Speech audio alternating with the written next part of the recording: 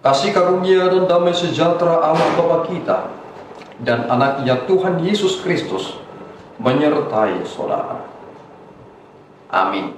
Shalom, saudaraku yang terkasih di dalam nama Tuhan Yesus Kristus. Senang bisa menyapa saudara di tempat saudara berada hari ini, dalam dimensi yang berbeda tetapi dalam dunia yang sama.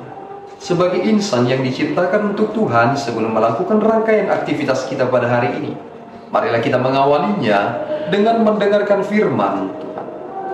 Bacaan firman hari ini, hari Jumat tanggal 19 Juli 2024, diambil dari Hosea 8 ayat 12. Sekalipun kutuliskan baginya banyak pengajaranku, itu akan dianggap mereka sebagai sesuatu yang asing. Demikianlah firman Tuhan. Saudaraku yang terkasih di dalam nama Tuhan Yesus Kristus, ada satu nats yang begitu terkenal dari kitab Hosea yang mengatakan, engkau menabur angin, engkau menuai badai, puting beliung. Hal inilah yang terjadi di antara bangsa Israel. Mereka lupa siapa sebenarnya Allah. Terkadang kita merenungkan seperti ini. Mengapa kita harus intens membahas tentang bangsa Israel yang sering sekali melupakan Allahnya? Sebenarnya ketika kita membahas tentang Israel, kita sedang membahas diri kita, bahwa sebenarnya kita yang sedang dihardik dari nats ini. Orang-orang belakangan ini sepertinya mulai anti dengan kebenaran, anti dengan seruan firman Tuhan.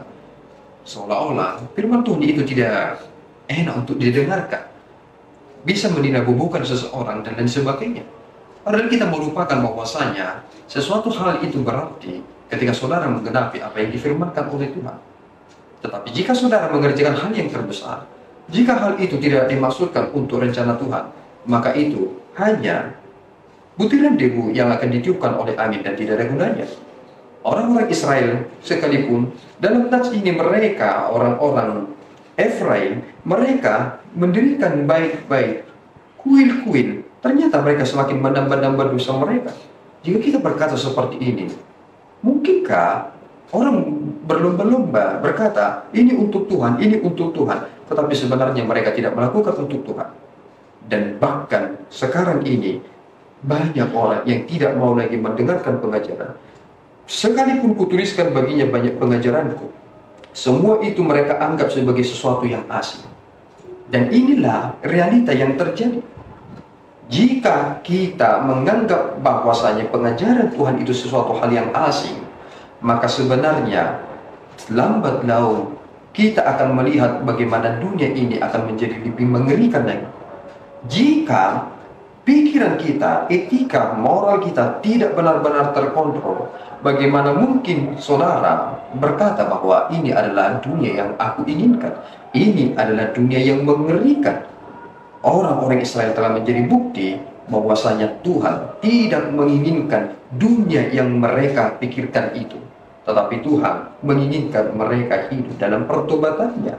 Mereka hidup dalam caranya memuliakan Tuhan dengan sungguh-sungguh.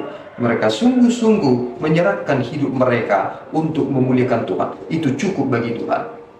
Itu cukup bagi Tuhan. Dan apakah kita selalu memikirkan ini? Pengajaran yang keluar dari mulut hamba-hamba Tuhan, yang disampaikan oleh firman Tuhan, itu adalah hal yang seharusnya terjadi, bukan sesuatu hal yang membingungkan.